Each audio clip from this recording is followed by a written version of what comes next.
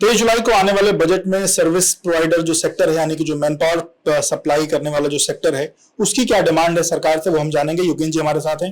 योगेन जी, आप लोग क्या चाहते हैं इस बार का बजट, 23 तारीख का जो बजट है आपके विभाग के लिए, या आप लोग जिस चीज के लिए काम करते हैं मैन पावर सप्लाई के लिए, क्या चीजें हों जिससे आपका विभाग और या आपका जो डिपार्टमेंट और अच्छा ग्रो कर सके? एक तो भारत सरकार से हमारी मांग है कि इस पे 18% जीएसटी है, तो उस पे 5% या 10% तक जीएसटी होनी चाहिए। और अगर ये 10% तक भी लाती है तो अन्य सेक्टरों में भी उसका बेनिफिट मिलेगा और उससे महंगाई घटेगी। अच्छा, एक मैन पावर आप लोग जैसे कहाँ क्या सप्लाई करवाते हैं, क्या चीजें कहाँ अपने लोगों को देते हैं? धीरे धीरे सभी जगह पे आउटसोर्सिंग की व्यवस्था हो गई है।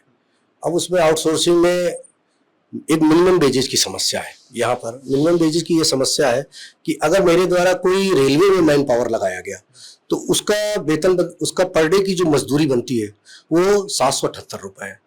लेकिन अगर उसी तरह की अगर हम नगर निगम में किसी मैन पावर को लगाते हैं तो उसको 410 रुपए मिनिमम वेजेज मिलता है। वो एक बहुत बड़ा अंतर है, लगभग 400 के आसपास का फर्क पड़ता है। उससे मैन पावर मिलने में दिक्कत आती है। मेरी ये भारत सरकार से मांग है कि जो स्लैब है मिनिमम वेजेज का, मजदूरी दर, वो एक समान होना चाहिए, चाहे यूपी का हो और फेडरल स्टेट के लिए बराबर होना चाहिए। उससे मैन पावर को भी, जो लेबर है उसको भी बेनिफिट होगा और जो सर्विस प्रोवाइडर है उनको भी लेबर अच्छी तरह से मिल जाएगी। और दूसरा जीएसटी में और इसमें एक और ये है कि जो टीडीएस कटता है वो टीडीएस रिफंड में भी बहुत दिक्कत आती है। सरकारी डिपार्टमेंटों से, अन्य डिपार्टमेंटों से टीडीएस तो मेरा कट गया। फॉर एग्जाम्पल कि अगर 100 रुपए का बिल है और आपने उसमें 2 रुपए का टीडीएस काट लिया, बाद में हमको उसमें 90 रुपए का पेमेंट हुआ, क्योंकि पेमेंट कई महीनों बाद होते हैं।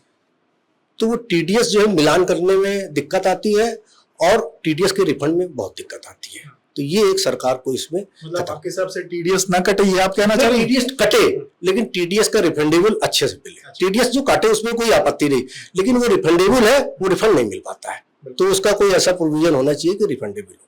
बिल्कुल बिल्कुल। तो मैन पावर से एक मेरा ये भी है कि जो, चूंकि मैं उत्तर प्रदेश उद्योग व्यापार मंडल का प्रदेश युवा महामंत्री हूँ, तो अन्य समस्याएं जैसे हम लोगों के पटल पर आती हैं। टोल टैक्स बहुत बढ़ता जा रहा है। टोल टैक्स को भी सरकार को घटाना चाहिए। इससे परिवहन व्यवसायों का व्यापार बहुत मंदी की दौर पे जा रहा है। ट्रक व्यवसाय बहुत कमजोर हो गया है देश का, तो इसलिए टोल टैक्स पे भी सरकार को सोचना चाहिए, क्योंकि इससे भी बहुत महंगाई देश में बढ़ रही है। क्योंकि परिवहन व्यवसाय जो है एक प्रकार से व्यापार की रीढ़ है और उसका जब खर्चा बढ़ेगा तो वो सब पर पड़ेगा। तो टोल टैक्स भी कम करना चाहिए सरकार, आम आदमी के जेब पर भी। जी बिल्कुल सर। ये बिल्कुल। तो मैन पावर सेक्टर से जुड़े हुए जो लोग हैं उन्होंने बताया कि किस तरीके से क्या चीजें हों जिससे मैन पावर सेक्टर और अच्छा ग्रो कर सकता है। एक जो समान वेज की बात उन्होंने कही, जो सेंट्रल गवर्नमेंट का वेज है वही स्टेट गवर्नमेंट की भी तरफ से जो लोगों को, जिन लोगों की जरूरत होती है उनको भी वही वेज मिले। ये तमाम उनकी अलग अलग दिक्कतें हैं जिसको अगर बजट में लाया जाएगा तो ये सेक्टर जो है वो और अच्छा ग्रो कर सकता है।